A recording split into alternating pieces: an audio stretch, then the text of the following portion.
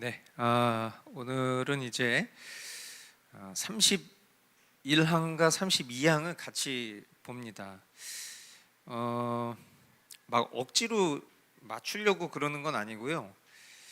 이제 그 로마서 강해하고 요 벨직 신경이 이제 이 뒷부분에서 교회론으로 만났습니다. 그리고 이제 교회에서 하나님께 영광 돌리는 것으로 두 개가 다 같이 끝나는 그런 구조를 공교롭게 가지고 있어요. 그리고 주제적으로도 겹치고 또 요 본문과 요 신경 안에서의 주제도 겹치고, 그래서 자연스럽게 그렇게 마무리가 되면 좋겠다, 그렇게 생각을 하고, 지금 이제 오늘 함께 나눌 이 내용들도 이 소주제가 같기 때문에 이 두 개를 묶어서 하나의 제목을 또 새롭게 좀 만들어 보고 그렇게 나누려고 합니다. 그래서 이제 31항 교회 사역자 장로 집사의 선출 및 직무해임에 대하여, 그리고 32항 교회의 질서와 권징에 관하여의 내용을 이제 묶어서 참된 직분자 선출과 교회의 질서라는 이제 제목으로 같이 나누려고 하는 것이고요. 뭐 교회에 대해서 지금 계속 똑같은 얘기를 하고 있고, 이제 똑같은 얘기를 할 때마다 우리가 항상 기억해야 될 것은, 뭐 이제 여기 또 교육 전공하신 분들도 있지만, 교육에 있어서 가장 좋은 방식이라고 말한다면 반복입니다. 그러니까 우리가 저도 지금 계속 이렇게 좀 채택 어떤 교리서를 또 다음에 다룰까에 대해서 고민을 하고 있는 중에서도 보면은 결국 내용들은 다 같거든요. 내용들은 다 같은데 같은 내용을 늘 들어도 어떤 부분들은 새롭게 다가올 때가 있고, 어떤 부분들은 아유 했던 얘기 또 계속 반복, 이렇게 인식될 수 있는데, 반복의 필요성은 내가 그 반복된 내용들이 실제로 지켜지고 행해지지 않기 때문에 필요한 겁니다. 그러니까 우리가 어떤 신지식을 탐구하기 위해서 하나님의 말씀을 배우고 있는 게 아니라, 이미 우리가 다 알고 있다라고 여기지만 그것이 우리의 삶 가운데 실제되지 못하는 지점들에 대해서 하나님 우리에게 반복하신다. 즉 다른 말로 표현하자면 인애로우신 하나님의 성품이 거기에 드러나는 거예요. 왜냐하면 우리는 뭐 이런 식이죠. 아빠가 한번 얘기했어. 이렇게 얘기하면 벌써 그걸로 무서워지는 거잖아요. 내가 한번 얘기했다, 이렇게 얘기하면 끝나는 거예요. 그걸로 우리는 그 정도로 인내의 폭이 되게 좁습니다만은, 하나님께서는 우리에게, 그 인애로우신 하나님께서는 우리에게 굉장히 풍성한 기회를 주시고 계신다. 그것이 우리를 지켜보고 징계하시기 위함이 아니라 우리를 계속 끊임없이 바른 길로 살게 하시고자 원하시는 하나님의 인애로운 방법이다라는 것을 기억해 볼 때, 우리에게 반복된 어떤 그런 가르침, 특별히 지금처럼 이렇게 교회론적인 부분에서 집중되고 있는 상황들은, 저도 요즘에 계속 그런 생각을 하는 거예요. 왜 하나님이 지금 이 시점에서 우리에게 이런 교회론에 대한 것들을 계속 보게 하실까? 그것에 대한 이제 향후의 방향성들을 주님이 말씀하시고자 원하시는 것은 아닐까? 그러니까 우리 교회에 크고 작은 일들이 있을 때마다 전달되고 있는 말씀을 통해서 우리는 그 지도를 받고 그것을 실행했었던 그런 경험들이 있다 보니까, 지금 이런 강의 말씀과 교리의 주제가 이렇게 반복되어 일치가 됐을 때에는 이전에 우리에게 실시됐었던 것들을 돌아봄과 동시에 또 앞으로 우리가 나아가야 될 그런 방향성들을 실천하기 전에 주님께서 우리 모두에게 진리 안에서 하나 될 수 있는 기회를 주고 계신 것이다 라고 저는 해석을 할 수 있다는 거죠. 자, 이제 그런 측면에서 바라봤을 때 이제 우리 교회는 올해 이제 집사 임직이라는 그런 값진 경험을 나눴고요. 또 이제 머지않아서 하나님께서 허락하신다면 장로라는 직분자도 마땅히 세워야 할 것입니다. 이런 중요한 어떤 시점에서 과연 하나님이 원하시는 교회 질서는 무엇이냐, 또 참된 직분자는 어떤 방식으로 세워져야 하는가, 그리고 그 기준과 과정은 무엇이어야 하는가, 그런 근본적인 질문 앞에 이제 우리의 시선을 모아야 할 것입니다.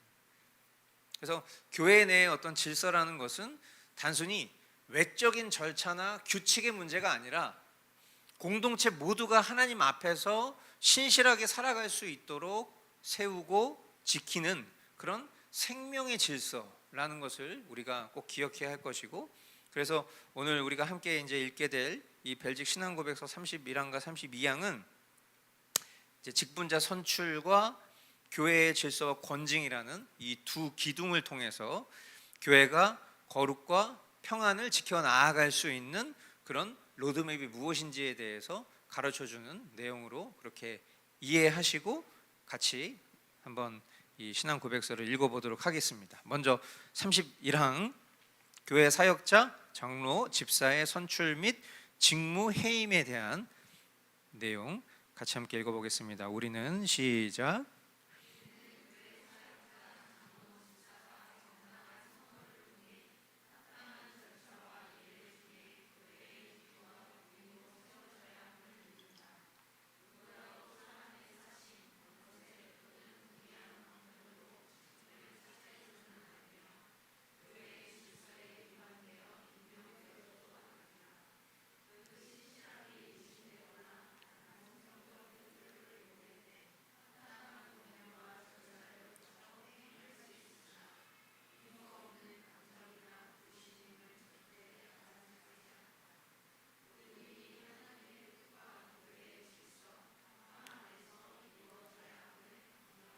네, 32항도 바로 읽겠습니다. 교회의 질서와 권징에 관하여 우리는 시작.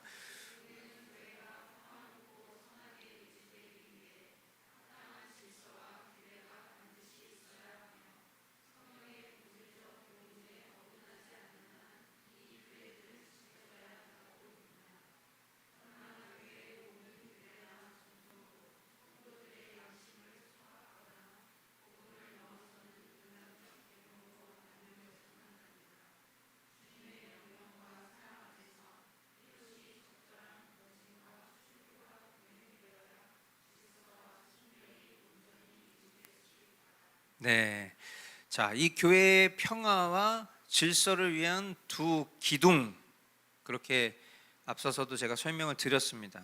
첫 번째로 이제 참된 직분자 선출의 원칙과 도전. 그러니까 어떤 이런 우리가 만약에 직분자를 세우기로 날짜를 정하고, 그리고 그 날짜를 위해서 이런 교육 세미나를 여는 형태들은 있을 수 있는데, 근데 우리가 이제 정한 순서대로 이런 교리 교육 안에서 이런 주제들을 만나는 건 저는 굉장히 감사한 일이라고 생각해요. 그러니까 어떤 목적을 위해서 수단이 발동되는 것보다 항상 우리에게 건전한 수단들이 있을 때에 좋은 목적은 자동으로 발휘되는 겁니다. 그러니까 어떤 지식과, 그러니까 신앙의 지식과 어떤 우리가 믿음의 어떤 그런 지식들이 되게 부족하면 항상 사람의 전통과 유전, 사람들이 만들어내는 것이 훨씬 더 강해집니다.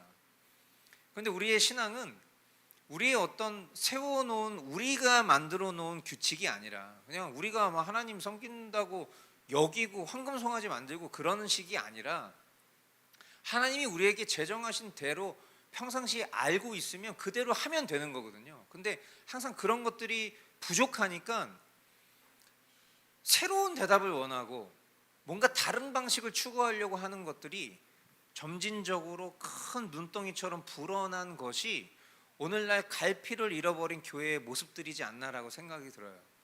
그래서 가끔 어떤 분들이 저에게 목사님은 교회 목회를 어떤 식으로 하세요? 이렇게 물어보면 저는 그냥 제가 전해야 될 말씀을 전하고 교리를 가르칩니다. 그러면 교리를 가르치는 게 큰 도움이 되나요? 이렇게 물어보세요. 그러면은 그럼 뭘 가르쳐요? 이제 제가 이렇게 어이없이 이렇게 대답을 하면 이제 우리가 같은 어떤 보편적인 신학 또 교단 신학을 공부했어도 이 가치와 정신이 얼마나 소중한 건지, 이게 얼마나 중요한 기틀이 되는지, 우리가 항상 고민하는 직면하는 문제에 대한 해답이 이미 다 나와 있다라는 것에 대해서 잘 모르면 이런 좀 어이없는 반문들을 듣거나 아니면 그게 진짜 도움이 되냐라는 식의 얘기들 듣는 거죠. 그러니까 사실은 각자가 요구하고 원하는 대답은 어떤 좀 신기술, 새로운 솔루션, 뭔가 파격적인 시도, 이런 것들, 아이디어, 이런 것들을 되게 원하는 거예요. 그러니까 우리가 뭐 저만 해도 옛날에는 잘 몰랐을 때는 뭐 이 셈이나 저 셈이나 안 가본 데가 없이 참 많이 다녀봤고, 그리고 또 제가 몸담고 있었던 교회들이 한국 교회의 그런 어떤 좋은 롤 모델이라고 소개되면서 막 사람들이 그런 어떤 것들을 배우기 위해서 막 2박 3일, 3박 4일씩 큰 돈 내고 목사님, 장로님, 집사님들 떼거지로 와가지고 며칠 동안 그렇게 교육을 하는 일들이 있었는데, 사실 지금 생각해 보면 그 교육의 컨텐츠들이 과연 본질적이었는가라고 생각해 보면 글쎄 저는 그것에 대해서 자신 있게 대답을 못할 것 같아요. 근데 이미 우리의 믿음의 선진들이 이뤄놨었던 이런 교리의 내용들을 우리가 보면 그 속에 우리가 궁금해하고 우리가 바라고 원하는 정답들이 다 있다는 거죠.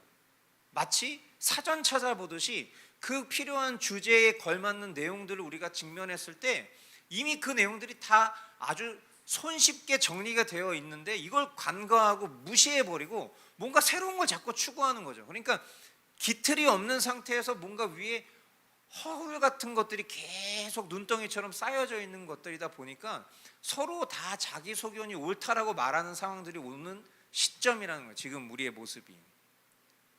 직분을 세우는 거. 직분이 뭐냐? 직분이 왜 필요한 거냐? 그 직분자를 어떻게 세워야 되냐? 다 기준이 있다는 거예요. 그것을 우리가 이제 이런 시간들을 통해서 듣고 또 잊어버릴 수 있어요.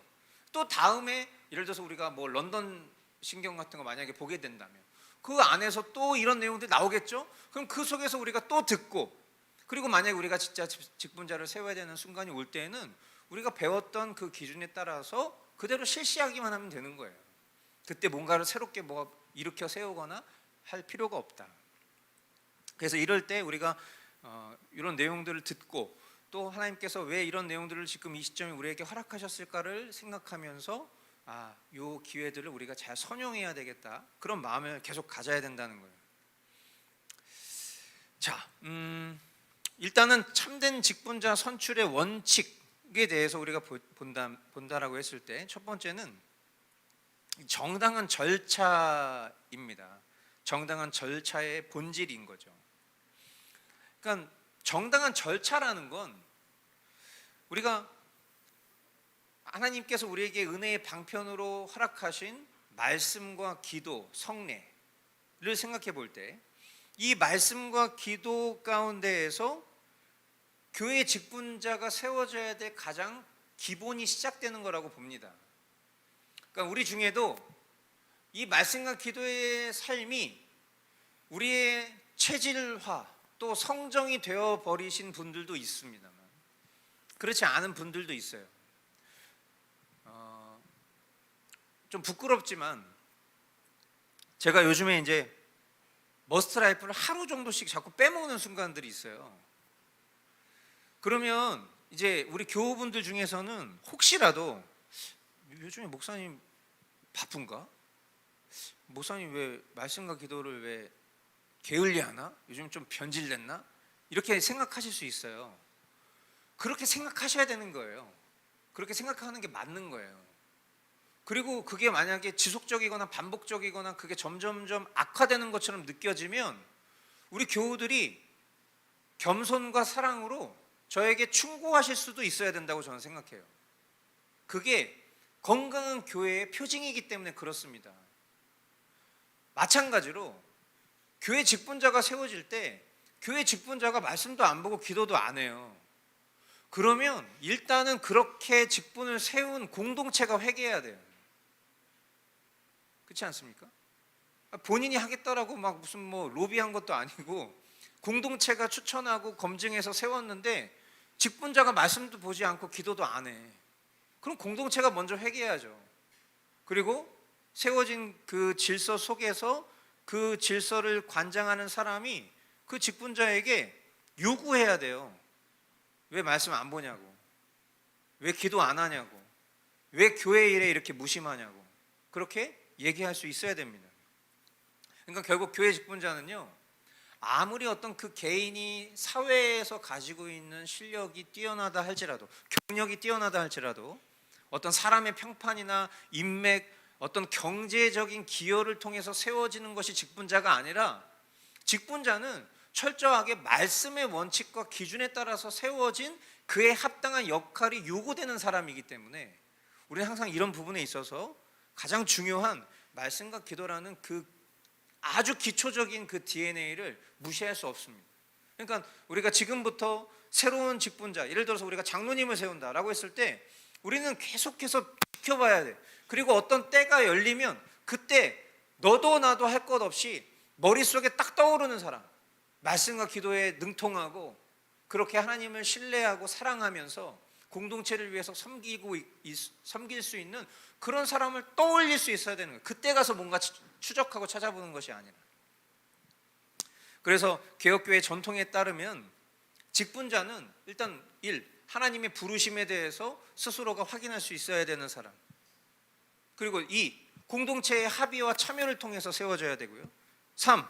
충분한 기도를 통해서 우리가 분별할 수 있어야 될 것이고, 4.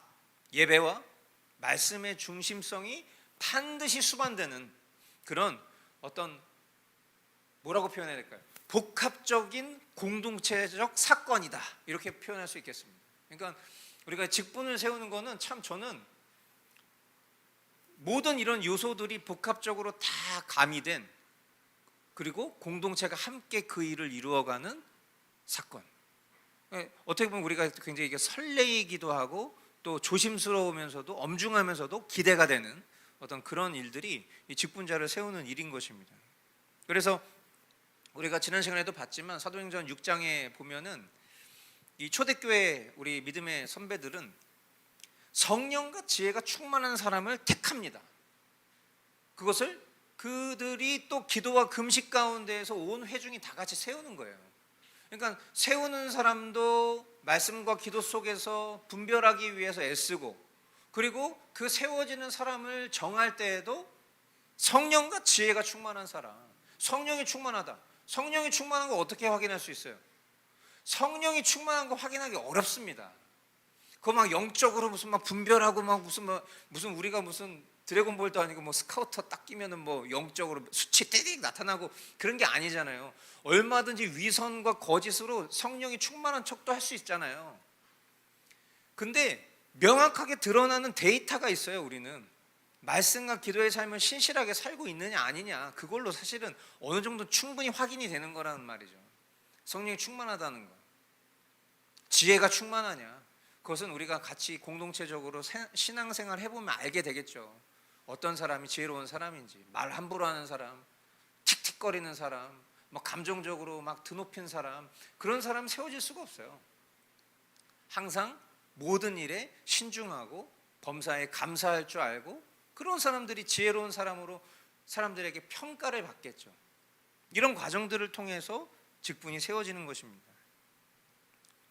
그래서 우리가 앞으로도 그런 마음으로 하나님의 뜻을 구하고 공동체적으로 인준하는 어떤 그런 과정들을 통해서 정당한 절차의 본질을 지켜야 될 것이다 라는 것. 그리고 신앙의 검증, 그러니까 이것도 마찬가지죠.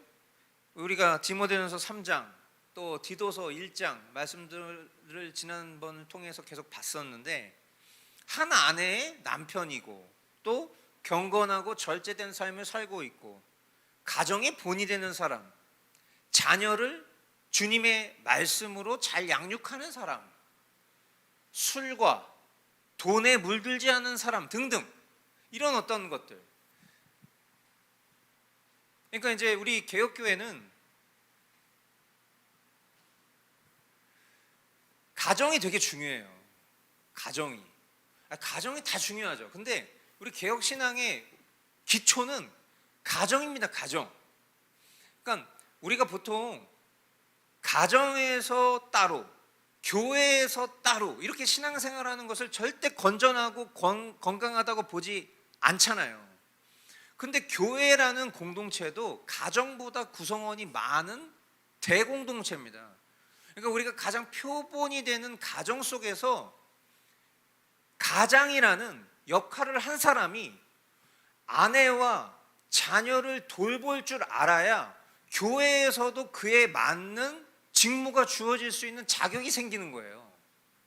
근데 아빠가 자녀와 아내를 제대로 돌보지도 않아요. 자기 혼자 신앙생활 하듯이 신앙생활 한다든지 아니면 본이 되지 않는다든지 그런 모습을 가지고 교회에서 권세를 펼치려고 하는 것 자체가 말이 안 되는 거예요. 그러니까 제가 늘 말씀드리지만 우리가 수요일날 가정경건회 하잖아요. 가정경건회 할 때 그냥 나 혼자 은혜 받으려고 나 혼자 그냥 이렇게 뭐 핸드폰으로 띡 틀어놓고 끝나면은 그냥 아멘 띡 써 올리는 거 그런 거 아무 소용 없는 겁니다. 가정경건회를 하는 이유와 목적이 매일의 경건회를 돕기 위해서 하는 거지 내가 동참했다라는 것을 피드백하기 위해서 하는 시간이 아니에요. 여러분들이 회개하고 돌이키셔야 될 자리는 그 시간을 구별해서 그냥 나는 오전에 할 거야. 넌 저녁에 해. 뭐 이런 식으로 하는 그런 모습을 지향하는 게 아니에요. 2번을 하는 이유는 가정마다 시간과 할애할 수 있는 형편이 다르다고 여기기 때문에 2번을 둔 것일 뿐이지 가장 권장되는 것은 부부가 가족이 최대한 1시간에 모일 수 있는 때를 정하고 그때 그 자리에 함께 모여서 같이 경건회를 하자는 거예요. 원래는 아빠가 말씀을 집안에서 자녀와 아내에게 가르치는 역할을 하는 것이고 그것을 제가 이제 돕는 것처럼 하는 것일 뿐이고 그래서 같이 찬양 한 곡을 우리가 하나님 앞에 영광 돌리고 우리가 평상시에 묵상하고 있는 그 말씀 속에서 하나님이 나에게 주신 마음의 감동, 서로에게 주신 마음의 감동들을 나누고 그 속에서 나와 우리 가족과 공동체를 위해서 함께 기도하는 그런 경건회를 우리가 체질화하기 위해서 그것을 공동체적으로는 수요일 날 이렇게 온라인으로 하고 있는 것이지 그냥 개인적으로 하라고 하는 시간들이 아니라는 그 취지를 다시 한번 꼭 기억하실 수 있게 되길 바라요. 남자들, 아빠들이 이건 정신 차려야 될 문제라고 저는 생각해요. 대체적으로 제가 지난주에도 말했지만 여자분들, 아내 되시는 분들, 엄마들은 별로 문제가 없어. 근데 거의 대부분은 남자들이 다 문제예요. 남자들이 가장의 권위를 잘 일으켜 세우지를 못하고 자꾸만 권위주의를 발휘하는 거죠. 그러니까 본인이 본이 되지 않으면서 자꾸 다른 사람 지적하고 자꾸 다른 사람 얘기하고 본인이 본이 되면 되는 거예요. 제 얘기입니다. 제가 지금 그러고 있지 못한 부분들이 있어요. 그래서 우리 모두가 이런 부분들을 바로 세우기 위해서 지금 우리가 직분에 대해서 얘기하는 건데 그 직분에 해당하는 사람이 남자이기 때문에 그래요. 그러니까 이런 부분들이 잘 지켜져야 세워질 때에 가정에서도 존경심이 생기는 거지 가정에서도 인정을 못 받는데 교회에서 어떻게 인정을 받습니까? 꼭 기억하셔야 돼요. 이 개혁신앙의 핵심은 가정. 가정 속에서 말씀 안에서 하나 되는 것이 너무 중요한 일입니다. 엄격하죠. 그러나 이런 엄격함이 결국 가정뿐만 아니라 교회를 보호하는 것이고 그리고 직분자가 본이 되어주어야 할 책임 앞에 서 있는 교회의 고백이 될 수 있다라는 것을 지금 이 시간을 통해서 우리가 함께 배우는 겁니다. 그래서 직분자는 사람이 두려워하는 그런 자리가 아니라 하나님의 영광과 또 교회 공동체의 유익을 목표로 자기 부인과 십자가의 길을 걸어가야 하는 그런 사람이 바로 직분자다라는 것 꼭 여러분들이 기억하실 수 있게 되기를 바랍니다. 자, 그리고 공동체의 인정. 이 공동체의 인정이라는 건 저는 이제 우리 교회에서 이거 참 직간접적으로 많이 경험해 본 일이라고 이미 저는 생각이 듭니다만은 저희가 직분자를 처음 세우기 전에 교회 첫 해부터 계속해서 우리가 뭐 했냐면 성도 대표를 뽑았어요. 근데 성도 대표를 뽑는데 이 성도 대표 뽑는 일이 굉장히 잔인한 일이더라고요. 왜냐하면 우리가 아무리 비밀로 투표를 해도 나오는 표에 대한 확인을 피할 수가 없어요. 그러니까 예를 들어서 누가 누구를 추천할 수 있고 자원을 할 수 있지만 사람들의 투표의 결과는 굉장히 냉혹하리만큼 냉정하더라는 거죠. 그러니까 우리는 다 두루두루 서로 다 잘 지내는 모습들을 가지고 있고, 성도들이 뭐 제가 너무 좀 이상적으로 말하는지는 모르겠습니다만은, 저는 우리 교우분들 중에 뭐 특별히 누가 모난 사람이 있다거나 아니면 뭐 성격적으로 문제가 있다거나 아니면 물을 흐린다거나 이런 분들은 저는 없는 것 같거든요. 다 잘 지내시는 것 같고 서로 너무 사랑하는 것 같고. 근데 투표를 하면 몰표가 나와. 그럼 약간 이제 우리가 생각하는 건 두루두루 잘 고루고루 나오면 좋겠는데, 그게 뭔가 누군가에게 딱 집중된다는 건 적어도 교회의 일꾼이라면 이런 사람이어야 돼라는 기준이 명확하게 다 있다는 얘기예요, 속으로. 그래서 제가 언젠가는 그런 걸 바랬었죠. 뭐냐면 표가 두루두루 나오면 좋겠다. 왜? 그거는 어떤 특정인이 성숙한 사람인 교회가 아니라 전반적으로 교회가 성숙한 증거이기 때문에. 그래서 초반에는 그런 일들이 많았지만 중반 후반에 지금 오는 이 과정 속에서는 그래도 두루두루 이제 표가 막 분산되는 것들을 보면서 참 한편으로 다행이다. 그러니까 결국 이제 직분자를 우리가 세우는 일도 마찬가지예요. 여러분, 그런 혹시 마음 있으십니까? 직분이 명예나 어떤 권력이라고 생각하세요? 아, 나도 저거 한번 해보고 싶다, 이런 소망으로 직분자의 자리를 생각하고 계십니까? 뭐 그럴 만한 교회는 아닌 것 같아요, 우리 교회가. 그런데 예를 들어서 만약에 우리 교회가 뭐 서초동에 있는 사랑의 교회, 뭐 명성교회, 뭐 여의도 순복음교회라고 가정해 봅시다. 거기 직분자라면 얘기가 좀 달라지겠죠. 그렇죠? 뭐 여기 구멍가게 같은 머스트 교회에서 뭐 해봤자 그게 뭐 얼마나 우리에게 명예롭고 권력이 되겠습니까? 그러니까 이제 감사한 건 우리는 그렇게 생각하는 분들이 아닐 거라고 생각하기 때문에 지금 이런 말을 하면서 우리가 서로 웃을 수 있는 거죠. 그런데 우리가 만약에 그냥 어떤 이런 좀 부정적인 통념 속에서 생각을 해볼 때, 아, 나도 한번 해야지, 그래도 나이 먹으면 이 정도는 돼야지, 이런 소망으로 맞는 자리가 아니라는 것은 꼭 여러분들 아셔야 돼요.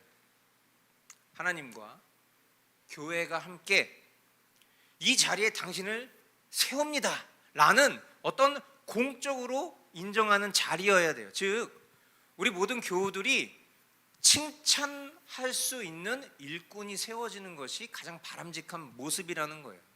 그러니까 우리 교회가 항상 그런 절차를 통해서 칭찬받는 일꾼의 기준을 우리가 추천이라는 제도를 통해서 복수의 칭찬을 받는 사람을 일단 1차적인 대상으로 두는 이유도 바로 그런 기준 때문인 것이죠. 그래서 우리가 임직을 하든 안수를 하든 그런 모든 인준의 과정들이 어떤 이런 공적인 의미, 모두가 다 추천하고 모두가 다 압도적인 지지와 투표의 결과로 세워질 수 있는 사람을 세워야지. 예를 들어서 뭐 목사님이 그냥 자기 마음에 든다고 아이 우리 이렇게 하기로 합시다, 뭐 이렇게 박수합시다, 뭐 이러고 뭐 세운다든지, 아니면 서로 간에 어떤 그런 무슨 보이지 않는 그런 파당 속에서 누가 누구를 밀고 누가 누구를 밀고, 이런 일 진짜 많아요. 우린 그런 일로부터 지금 많이 떨어져 있어서 진짜 그랬나 이렇게 생각할 수 있지만 그런 일도 진짜 많습니다. 그리고 뭐 권사 되면 뭐 300만 원, 뭐 장로 되면 1000만 원, 뭐 교회 봉고차 바꿔주고 뭐 이런 거 그냥 당연히 해야 되는 일로 생각하는 이런 말도 안 되는 일들이 지금 그것이 그냥 보편적인 교회의 덕처럼 생각되고 있잖아요. 성경 어디에 있냐고, 그런 게 교리 어디에 있냐고. 그렇게 사람 세워가지고 그 교회가 잘도 돌아가겠습니다. 우리가 공적으로 공동체가 인정할 수 있는 그런 일꾼, 그런 지도자가 세워져야 된다. 그래서 어떤 빠른 성장의 목표가 아니라 우리 교회의 경건과 신실함이 모아지는 그런 마치 예배의 자리처럼 우리가 이 직분자를 선출해야 된다는 거.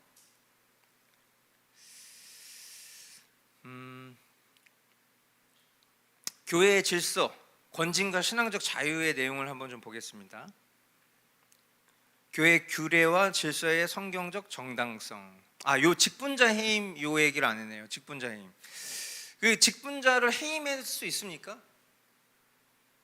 그러니까 우리 보통 이렇게 생각하죠. 그 집사하면 영구재직처럼 생각하고 장로도 영구재직처럼 생각합니다. 근데 이게 우리 그 교단법상으로도 보면은 이 영구재직이라는 그러니까 개념이 그러니까 항존직과 영구재직을 좀 착각하시는 부분들이 있어요. 그러니까 항존직, 항상 교회의 역사 가운데 존재해왔던 직분이다라는 의미지 한 번 직분 받았다고 해서 평생 그 직분으로 산다라는 것이 아니에요. 그러니까 저와 여러분들 하나님이 부르셨을 때 우리를 성도로 부르신 거지 우리를 목사, 장로, 집사로 부른 게 아니라는 걸 아셔야 돼요. 그러니까 어떤 그때에 필요한 직분이고 그 사람에게 흠결이 없으면 그 직분이 유지될 수 있지만 그러나 그 직분에 걸맞지 못한 삶의 어떠한 죄라든지 연약함의 문제라든지 공동체 속에서 바르지 못한 행실이 드러난다든지 했을 때에는 얼마든지 그 직분을 뺏을 수가 있습니다. 그걸 꼭 아셔야 돼요. 그러니까 우리가 권면을 하고 또 권징을 하고 출교를 하고 어떤 이런 과정들 역시 동일하게 이 직분 속에서도 발휘가 되는 겁니다. 그런데 그 모든 절차가 어떤 특정 인과 혹은 목사 또는 어떤 그룹의 어떤 감정적이거나 정치적이거나 사적인 동기를 통해서 이루어지면 절대 안 되는 것이고 하나님의 뜻과 말씀, 공동체의 지혜 속에서 직분자를 세우는 것처럼 마찬가지로 이 면직하는 일도 같이 이루어져야 된다. 단순히 뭐 마음에 들지 않는다든지 또 어떤 인간적인 불편함 때문에 직분자를 정죄하거나 해임시키는 일들은 바르지 못하다. 그래서 늘 두려움과 겸손으로 신중하게 접근해야 될 영역이다라는 거, 그것을 이 31항에서 이야기하고 있는 것이죠. 자, 교회의 질서, 권징과 신앙적 자유에 대해서 보겠습니다. 교회 규례와 질서의 성경적 정당성. 자, 일단 우리가 하나님 질서의 하나님이다라는 것을 이해할 때 우리는 항상 창조 때로 돌아갑니다. 그래서 천지를 창조하시고 그리고 역사를 통치하시는 그 하나님이 그 섭리하셨던 운행의 방식들을 봤을 때 하나님은 질서의 하나님이시죠. 무질서하신 하나님이 아니라 하나님은 하나님의 말씀이 선제적으로 선포되고 그 선포된 말씀을 이루어 가시는 방식의 질서를 통해서 하나님 반드시 일을 하신다라는 것입니다. 마찬가지로 그 하나님의 성품이 그대로 반영된 곳이 지금 우리가 신앙생활하는 교회 공동체라면 당연히 교회 공동체도 그 우리가 믿고 신앙하는 하나님의 말씀의 기준과 원칙과 질서를 따라서 운영되어야 한다는 것이죠. 그것이 우리가 하나님의 성품을 닮아가는 과정이기도 한다는 거예요. 그러니까 우리가 교회 안에 어떤 질서를 세울 때, 우리 교회의 정관을 만들었을 때, 또 우리 교회 안에 어떤 임직자를 세울 때, 우리 교회의 예배 순서를 바꿀 때, 또 우리가 회의를 할 때, 그리고 우리가 권징을 할 때, 이런 다양한 제도 등은 결국에 우리 신앙의 자유와 또 참된 사랑의 원리와 또 십자가 복음의 본질을 해치지 않는 한 반드시 지켜져야 될 일들이에요. 이것을 그냥 그 소홀히 여기거나 경홀히 여겨서 그냥 사람들이 원하는 그런 입맛에 맞춰서 계속 무언가를 바꿔가면 기준이 없는 거예요. 그러니까 저 역시도 제가 개인적으로 생각하고 제가 좋아하는 기호와 방향성이 있을 수 있잖아요. 근데 그 개인의 기호와 방향성을 절제하면서 어떻게 하면 가장 성경적인 교회를 이루어갈 수 있을까? 말씀 속에서, 교리 속에서 그 기준을 찾고 그 기준이 때로는 부합하지 않아도 그것을 따르려고 애쓰고 노력하는 과정들 속에서 이 교회의 모든 과정들이 진행되는 것입니다. 그래서 저는 행정이라고 부르는 걸 별로 안 좋아해요. 교회 행정이라는 표현을 안 좋아해요. 왜냐하면 그거는 자기들의 입맛에 맞춰서 얼마든지 바꿀 수 있는 것들이니까. 그러나 우리가 행하려고 하는 것은 공동체 신앙의 보호막 같은 거예요. 결국 말씀과 교리가 이야기하고 있는 바에 머물러서 그대로 실시하고자 하는 것. 그런 기준으로 우리가 항상 이러한 일들을 진행해야 된다라는 것 기억하실 수 있게 되길 바랍니다. 그런데 반대로 2번입니다. 인간의 전통과 복음의 한계. 너무 교회가 어떤 규례, 전통 이런 것들을 막 지나치게 내세우는 경우들이 있을 수도 있어요. 그러니까 이제 우리 교회가 여러분들이 생각하셨을 때, 그러니까 우리 교회, 그러니까 제 교회가 아니잖아요. 우리 교회의 신학적인 정체성과 가치관을 물론 이제 세워진 목회자의 정체성과 가치관에 기초를 두고 쌓아 올려 가지만, 그러나 이것을 여러분들에게 뭐 어떤 동의를 구하는 과정을 밟는 것이 아니라 이것이 옳다 여기는 확신 가운데에서 우리가 전하고 배우는 그런 말씀과 교리 안에서 우리가 그걸 동의하면서 가는 거란 말이죠.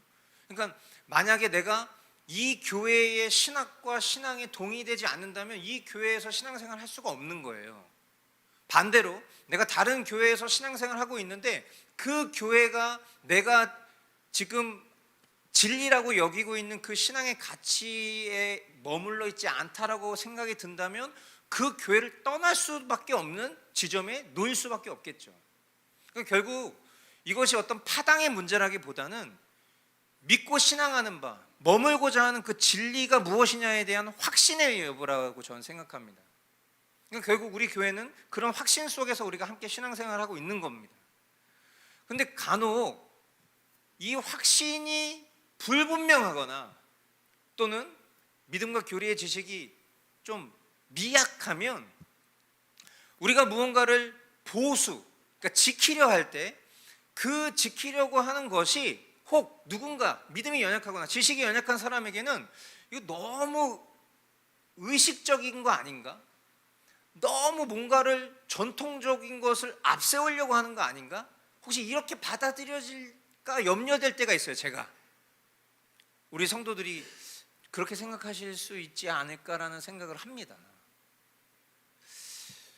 어떤 사람이 만든 어떤 규정이 이 말씀의 본질보다 너무 앞서가는 거 아닌가? 라고 여겨질 수도 있겠다는 생각을 하는 거죠. 그래서 제가 예를 들어서 앞서 말씀드린 것처럼 교회가 지켜야 될 그런 중요한 기준들을 뭔가 바꿔야 될 때는, 예를 들어서 이제 우리가 예배 순서를 바꿨잖아요. 그럼 이 예배 순서를 왜 이전에는 이렇게 했었는데 지금은 이렇게 바꿨는지에 대한 그 과정과 의미를 전달하려고 할 때는 거기에 굉장히 많은 시간을 쏟을 수밖에 없습니다. 그래서 우리 교회가 다 같이 책을 같이 읽고 그 책을 가지고 서평대회를 열어서 왜 우리가 이렇게 바꿔야 되는지에 대한 그 합당한 이유에 대해서 함께 동의하는 과정들을 통해서 점진적으로 예배 순서를 바꾸고 정착해 온 게 지금의 형태인데, 지금의 형태가 원래의 형태에서 오는 그 과정 속에서도 고민이 있는 거예요. 왜냐하면 그 전에 그냥 열린 예배처럼 예배했었잖아요. 우리가 그게 우리에게 편했다고. 그냥 막 이 찬양 저 찬양, 뭐 자기 고백적인 찬양, 하나님 경배하는 찬양, 뭐 공동체 나눔적인 찬양도 막 그냥 마음껏 부르고, 그리고 그냥 물 흐르듯이 자연스럽게 넘어가는 그런 예배의 흐름 속에서 우리의 편의가 더 좋다라고 생각하니까 때로는 어떤 분들은 이제 예배 시간에 너무 들락날락 오르락내리락 하는 거 너무 그렇다. 앉아서 예배 드리세요.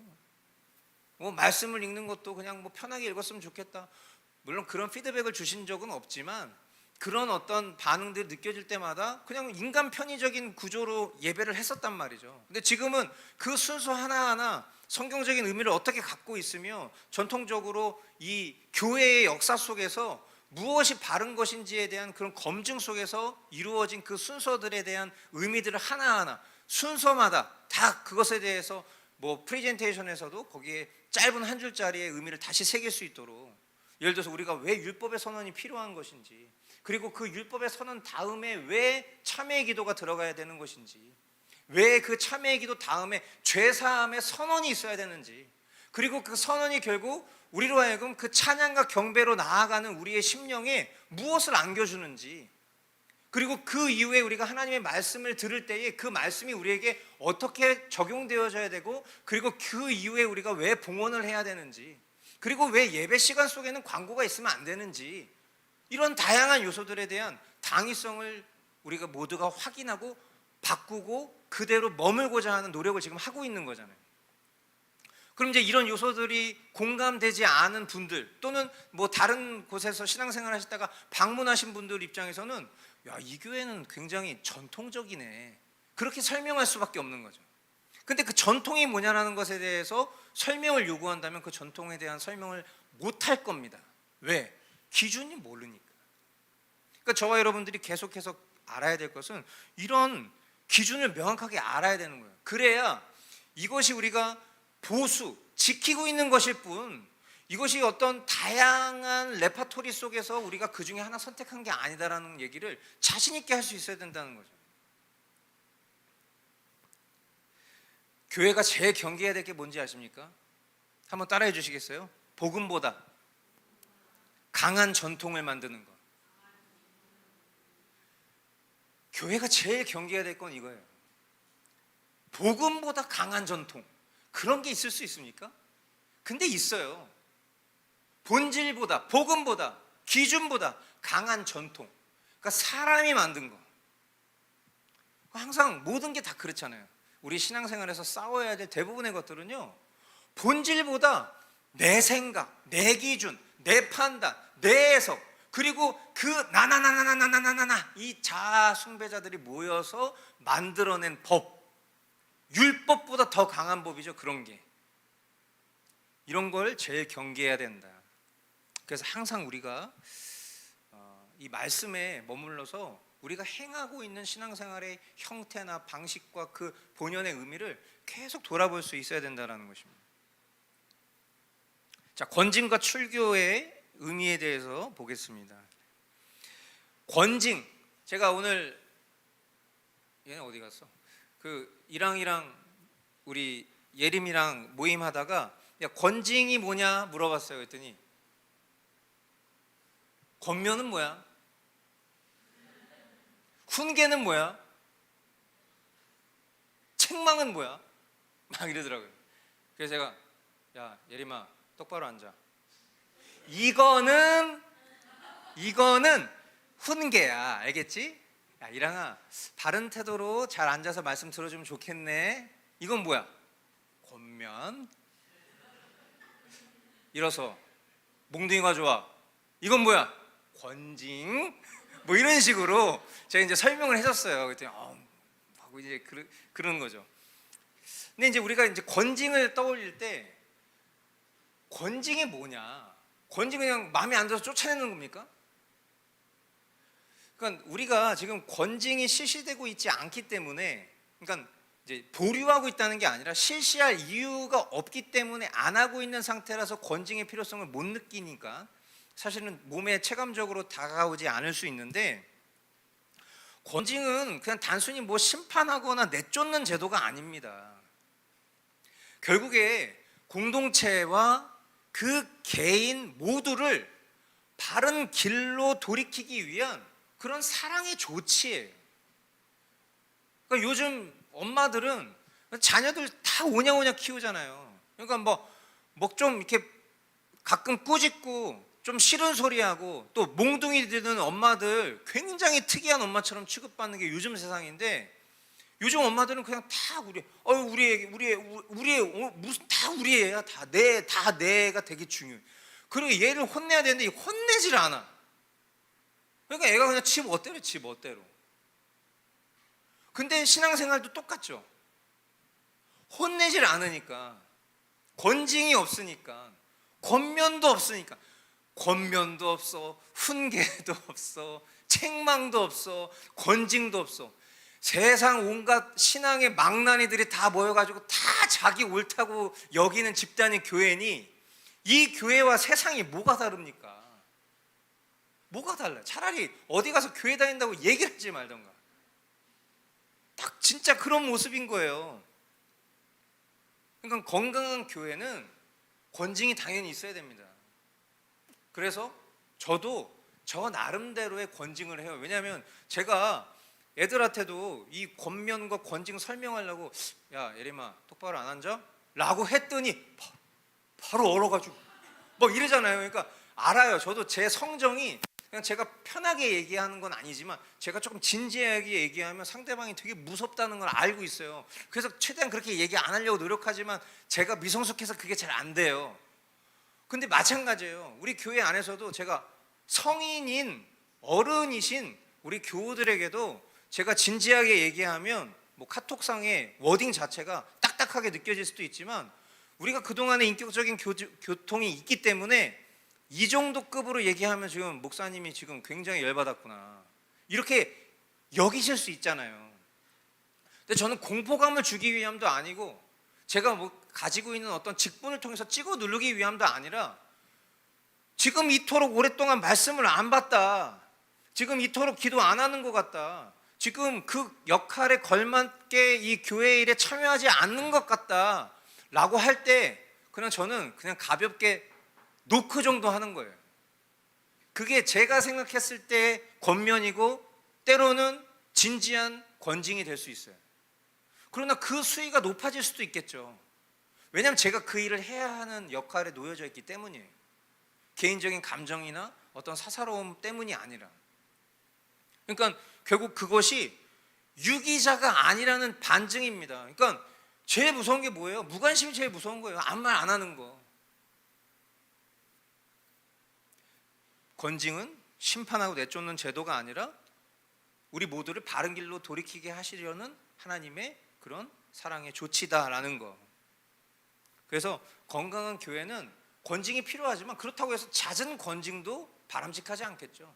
잦은 권징보다는 늘 말씀 안에서 서로를 세우고 회복시키는 분위기에 있다라는 거 기억하실 수 있게 되길 바라고요.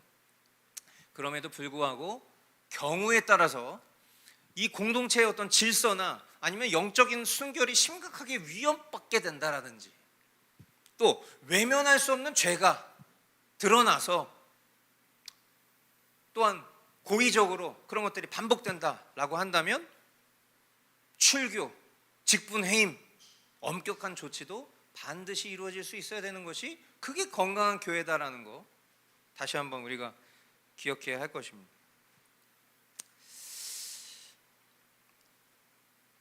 우리 이 다음 페이지 현대 교회 현실의 적용을 좀 보겠습니다.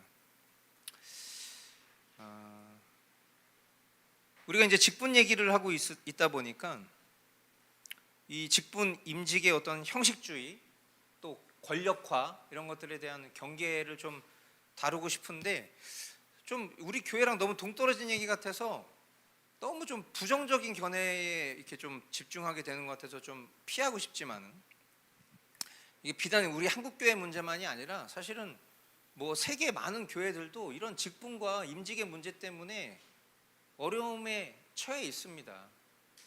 그래서 그게 이제 결국에 뭐랑 연결이 되냐면 외적인 성장하고 연결이 되는 거거든요.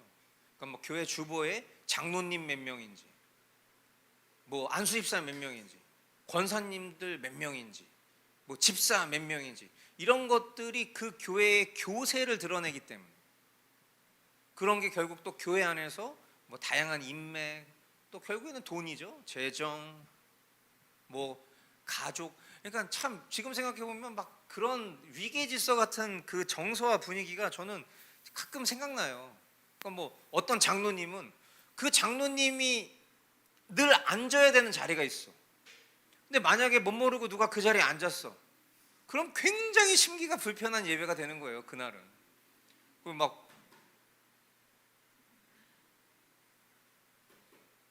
이런 것도 전 봤고 내 자리인데 네가 왜 거기 앉아? 뭐 이런 거.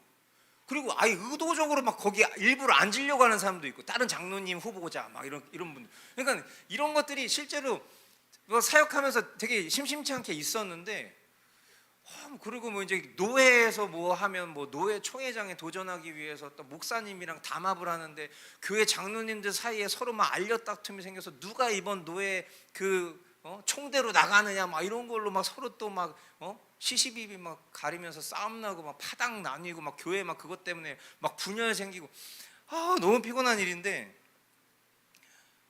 근데 결국 이런 모습들이 교회 안에 지금 되게 많이 있어요. 그런 것들이 사실은 교회 내의 어떤 갈등, 불신, 권위주의, 심란함 막 이런 것들을 불러일으키는 요소들이죠. 그러니까 결국에는 어떤 건강한 목양, 돌봄 이런 것들이 아니라 자리 차지, 의무감 수행 막 이런 어떤 급급한 모습들이 반복적으로 나타나는 그런 실태들이 있다. 그래서 우리가 앞으로 또 직분자들을 세울 때에는 누굴 임직하느냐보다 더 중요한 건 어떻게 임직해야 되나 이런 부분에 이제 집중을 해야 될 것이고, 그리고 임직 받은 사람들은 그 이후에 어떤 본을 보여야 되는가. 그러니까 이제 우리 교회에 세 분의 집사님이 있으시잖아요. 우리 세 분의 집사님은 이런 시간들을 통해서 스스로를 삼가 굉장히 돌아보셔야 될 겁니다. 우리 박찬양 집사님, 최우정 집사님, 서보원 집사님, 그냥 그 자리에 세워진 그 이유와 목적에 대해서 잘 생각해 보시고 항상 그에 걸맞는 성장과 성숙이 일어날 수 있게 되기를 바라요. 우리 교회는 앞으로 어떻게 해야 할까? 우리 교회는 이제 어떻게 해야 될까요?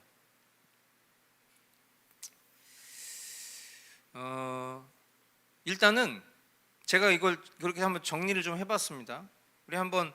우리 스스로에게, 교회된 우리 스스로에게 한번 질문을 해보시면 좋겠는데, 일단 이런 우리가 토픽을 다루고 있으니까 앞으로 이런 질문을 계속 해보시면 좋겠습니다. 첫 번째, 나는 우리 교회 직분자 선출이나 임직, 권징 과정에 적극적으로 기도하고 있는가? 우리가 직분자 선출이라는 기간을 2번 겪어봤고, 그죠?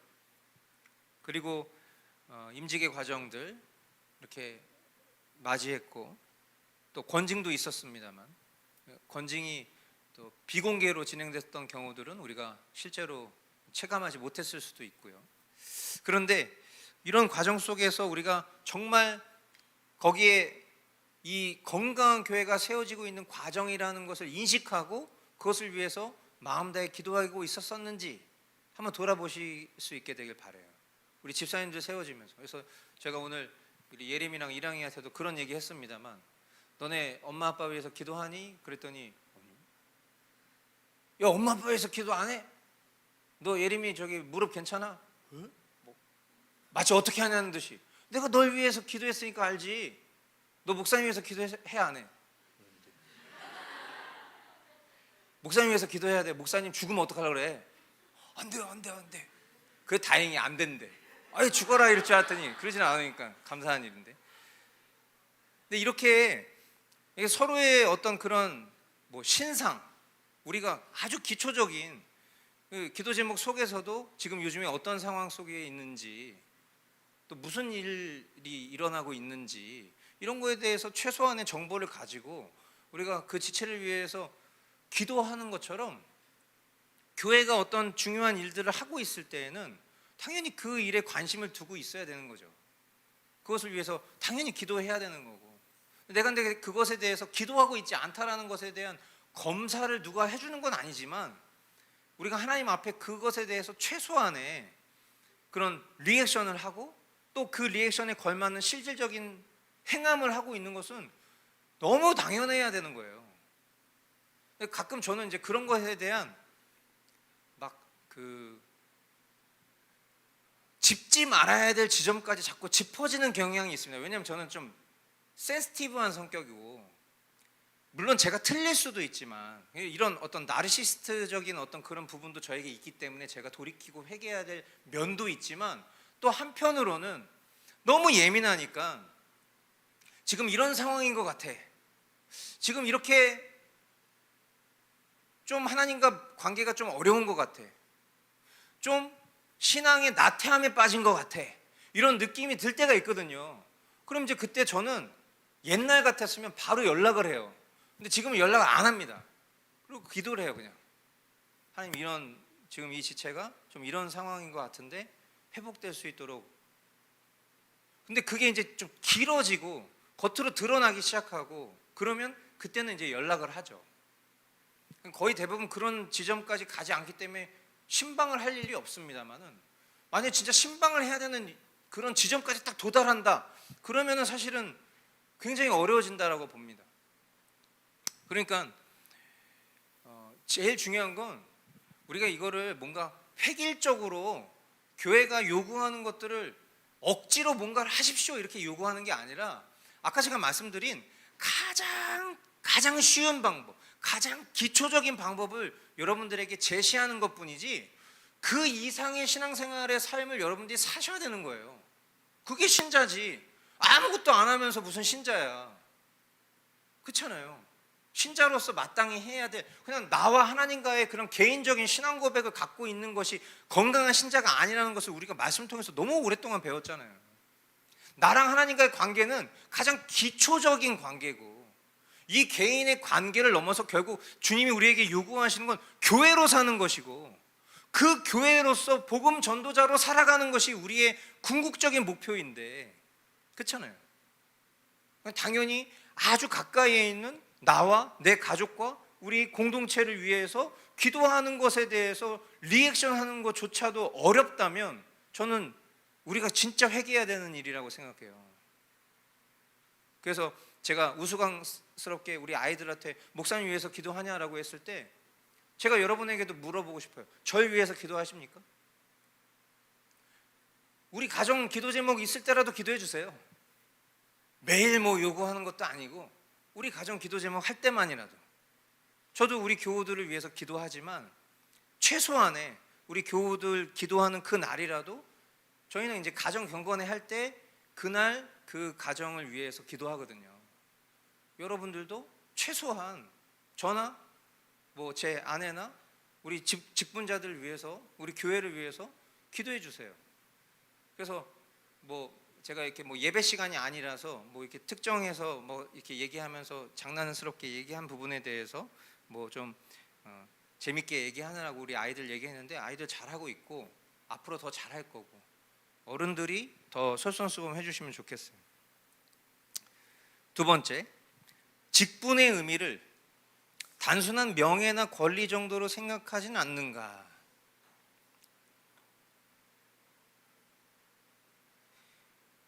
명예나 권리 혹은 너무 보잘것없는 것으로 생각하고 있지는 않은가도 생각해 보면 좋겠습니다. 그러니까 이거는 사실은 이제 우리 직분자 분들에게도 해당할 부분이기도 하고, 앞으로 또 이런 소망을 품고 가시는 분들에게도 적용돼야 될 부분이라고도 생각을 합니다. 그래서 그냥 명예롭게 뭔가 생각하고 있지 않은가, 내 직분에 대해서. 목사, 장로, 집사라는. 제가 우리 뭐 찬양 전사님 때도 얘기 많이 했었고, 우리 안내 성도님이랑도 얘기 많이 했는데, 저는 웬만하면 신학은 안 했으면 좋겠다는 입장입니다. 왜냐하면 이 목사로 사는 일이 되게 어렵습니다. 진짜 별 일 없고요, 너무 괴로워요. 물론 그게 성정에 맞으시는 분도 있겠죠. 근데 저는 나 한 사람을 건사하지도 못하는 사람이 어떤 영혼들을 다루는 일을 한다는 것은 진짜 너무 힘든 일이라고 생각합니다. 그래서 그의 막중한 어떤 사명감과 책임의식과 노력과 성실이 뒤따르지 않는 사람은 그냥 평범한 성도로 사는 게 훨씬 낫다라고 권장하는 입장이에요. 직분자들도 마찬가지죠. 장로, 집사, 열망하고 소망해야 될 자리는 맞지만, 저는 그것에 준하는 만큼의 책임과 열정이 당연히 있어야 된다고 생각해요. 그래서 우리 집사님들도 정말 열정을 갖고 그 책무를 수행해 주시기를 바라고, 그리고 앞으로 우리 교회에 그런 장로님이 세워질 수 있도록 함께 기도해 주시면 좋겠습니다. 교회가 질서 없이 무질서하게 움직이기를 원하거나, 반대로 복음의 자유보다 지나치게 전통과 규칙을 중시하는 태도는 없는가. 우리가 뭐 질서 없이 무질서하게 움직이지는 않죠. 그러나 그런 선례들과 그런 안 좋은 예들을 우리가 주변에서 심심치 않게 보기 때문에 그런 일들이 없어야겠습니다. 또 반대로 복음 안에서 우리가 충분히 누릴 수 있는 자유가 있는데, 너무 어떤 그릇된 전통과 또는 너무 원칙을 앞세워서 어떤 비집고 들어갈 수 있는 틈조차 없다면, 그래서 저도 좀 원칙을 되게 중요하게 생각하는 편이지만 어떤 때는 조금 이런 주위의 피드백을 받을 만큼 지나치게 관대한 순간들도 있어요. 그래서 때로는 제가 기준이 되게 없는 사람인 것처럼 보일 수도 있어요. 근데 저는 그게 이제 또 저의 뭐 장점이다 단점일 수 있겠지만, 당연히 기준과 원칙이 중요한데 때로는 이 기준과 원칙을 벗어나지 않는 면에서는 어느 정도의 관대함도 필요할 때가 있다. 그것에 합당한 이유가 있다면. 그래서 그런 부분에서 우리가 이런 어떤 직분에 대한 앞으로 좀 고민을 해보면 좋겠고, 마지막 네 번째, 혹시 누군가의 치리, 또 권징, 임직, 임명 문제를 볼 때 은혜와 회복, 공동체의 평화를 먼저 구하고 있는가? 아까도 말씀드렸지만은 이제 이런 일들은 우리 교회에 이제 있어서는 안 되겠지만, 만약에 누군가가 권징을 받는다든지 누군가가 치리를 받는다든지 그런 상황들이 생기게 됐을 때 그것을 우리 공동체의 어떤 그런 은혜로운 시간들로 여길 수 있으면 너무 좋겠습니다. 그러니까 우리 중 누구도 다른 누군가를 향해서 함부로 판단하고 정죄할 수 있는 자격이 없잖아요. 우리가 생각과 마음으로 짓는 죄와 우리가 실질적으로 행함으로 짓는 죄의 농도가 하나님 앞에서는 조금도 다르지 않다는 것을 우리 모두가 알고 있잖아요.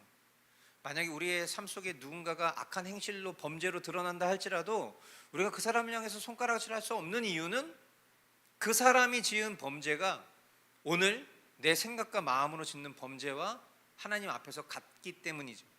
그러나 우리가 그것을 또 그대로 용납하고 내버려둘 수 없는 것은 하나님 우리에게 가르쳐 주신 기준을 따라서 그것이 우리 교회와 그 사람 개인에게 바르고 건강하지 않기 때문인 거죠. 그러니까 그에 따른 예를 들어서 권징이 실시가 된다면 그럼 우리는 그 시간들을 함께 권징받는다는 마음으로 보내는 거예요. 하나님 앞에 함께 회개하는 마음으로, 제가 지체를 위해 기도 못했습니다. 저도 똑같은 죄인입니다. 하나님 이 시간을 통해서 우리 공동체가 더 서로의 연약함과 패역함과 이 상처들을 함께 끌어안고 싸맬 수 있도록 인도해 주십시오. 그런 시간들이 있어야 될 겁니다. 뭐 당연히 그런 일이 일어나면 안 되겠지만요. 그리고 이런 임직 같은 시간들이 일어날 때는 우리가 임직을 위해서 기도합시다. 우리 이제 장로님을 세우려고 하는데 우리 어떤 분이 우리 교회 장로님이 되면 좋을지 한번 기도해 봅시다. 그렇게 뭔가 선포가 됐을 때에는 진짜 우리가 마음 다해서 하나님 우리 교회 이제 드디어 우리 교회에 정말 건강한 교회로 성장할 수 있는 첫 걸음인 진짜 장로님 세워질 때 어떤 분이 세워질지 하나님 마음의 감동을 주십시오. 그렇게 우리가 함께 이런 과정들을 밟아 나아가야 될 것이다. 이 주제 안에서 우리가 이런 부분들 한번 생각해 봤습니다. 자, 결론입니다. 진정한 참된 교회의 힘은 하나님 앞에서 신중하고 또 정당하게 세워진 그런 직분자인 것이고, 또 그들이 섬기는 질서, 또 사랑으로 행해지는 권징, 형식이 아니라 복음 안에서의 진정한 자유, 공동체적인 기도와 또 인준, 신실한 검증, 이런 위에서 세워져야 된다라는 것이 지금 이 벨직 신앙 고백서의 결론입니다. 그래서 우리 교회가 이제 적용해야 될 것은 앞으로 신중하게 또 정직하게 직분자를 세우는 것, 또 복음적이고 은혜로운 질서와 또 권징이 살아있는 그런 공동체가 되기를 바라는 것, 그것이 오늘의 결론입니다. 네, 오늘 지금 나눈 내용 속에서 혹시 질문 있으시면 질문 받도록 하겠습니다.